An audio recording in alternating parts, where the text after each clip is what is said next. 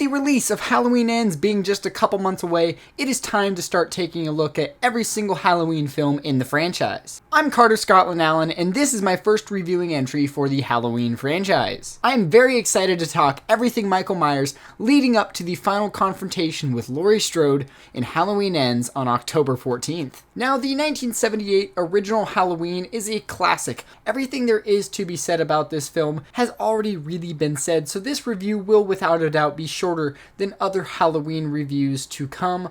All of the future installments in the Halloween franchise are definitely more polarizing, more divisive for audiences, so I will have different things to say for those films, but that being said, this review will be a little bit shorter. Fun fact, I first saw this film while I was home alone for the very first time, and that was a terrible mistake, but let's get into it. 15 years after murdering his sister on Halloween night 1963, Michael Myers escapes from a mental hospital and returns to the small town of Haddonfield, Illinois to kill again. Alright, let's start with the directing. The great John Carpenter. John Carpenter is obviously known for The Thing, They Live, Big Trouble in Little China. He has some great classic 80s films, obviously some classic horror films. I personally think The Thing is his best film to date. It is fantastic. He is a horror classic director. Obviously, everybody already knows that. Now, The Thing is my favorite, but you cannot deny the fact that John Carpenter is most easily known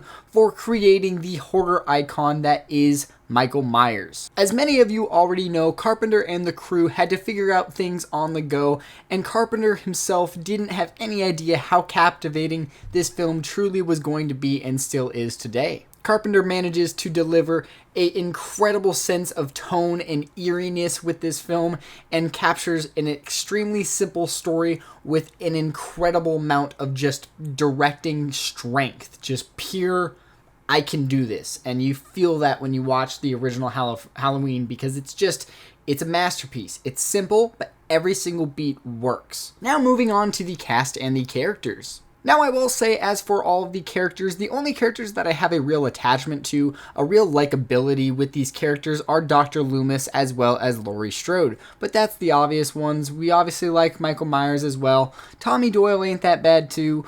But other than that, all the other side characters are fine, and they're typical horror characters in my opinion. Obviously, Laurie, played by the great Jamie Lee Curtis, is one of the best final girls of all time, if not the best final girl. If she's not your favorite, she's somebody else's favorite, and she's definitely, arguably, up there in the top 3. You've got Laurie, Ripley, Sydney, and honestly, you could put those 3 in any order, and I would be satisfied with those.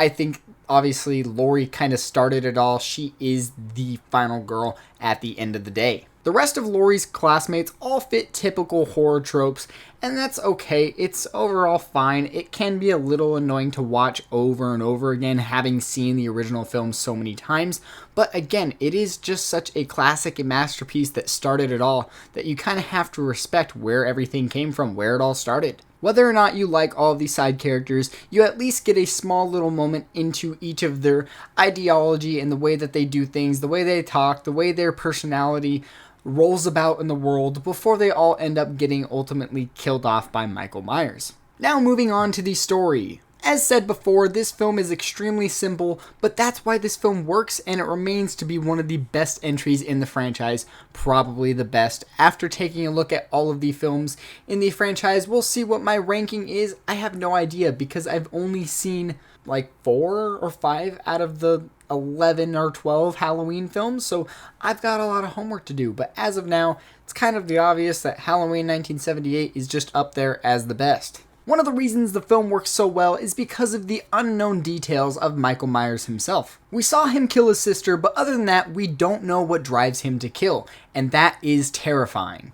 The opening scene gives us a perfect little glimpse into an idea of what Michael may or may not be like, but at the end of the day, it's not enough to really tell us what evil is all about, and leaves the rest of the film to be just more and more terrifying as it goes on. It just builds tension perfectly. And moving on to the visuals. The film has some great visuals. We have the classic opening pumpkin shot, as well as the tracking shot in that opening sequence, which is just fantastic. And then my personal favorite shot in the entire film of Michael Myers sitting up super slowly with Laurie in the foreground. The visuals hold up today, and they are some of the best visuals in the Halloween franchise to date. Even with the small budget and the simple techniques, this film remains to be one of the most visually appealing in the Halloween franchise.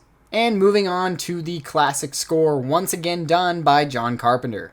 There is almost nothing I can say about this incredible score. It is perfect. I wrote that down here. The score in this film is literally perfect. I genuinely think this score is 100% flawless, and I love hearing it every single Halloween season. Now, there are, of course, classic scores, classic horror scores that are just fantastic. Jaws, for example, has a fantastic score. But you cannot deny that Halloween has had an impact with its score like no other horror film in horror history. Every single Halloween season, if you go into a Halloween store, you are bound to hear the theme from John Carpenter's original Halloween classic, and it is fantastic. I love hearing it. You guys probably love hearing it. Even if you don't like these films, most Halloween goers just know this tune, and there's a reason, because it's fucking awesome. Now moving on to the final thoughts. The kills work well for the time, and they do compare well to some horror films today. I love the simplicity of the story and Michael himself being a very simple killer with a simple outfit, simple mask, simple look, simple weapon, simple motive, because we don't really get one. He just kills, and it's terrifying, it's fun, it's a great watch. The pacing is great, and the problem solving by Laurie Strode gives evidence to her being one of, if not the best final girl ever. Overall, this film's fantastic, but that's all I have to say for John Carpenter's original 1978 Halloween. Now, I will definitely be talking Halloween 2 as well as Halloween 3 Season of the Witch, but I'm not for sure how detailed I will be going into those films for those reviews, because I have to say, I enjoyed Halloween 2, but Halloween 3 Season of the Witch, what the hell happened there? So we're gonna take the franchise slow.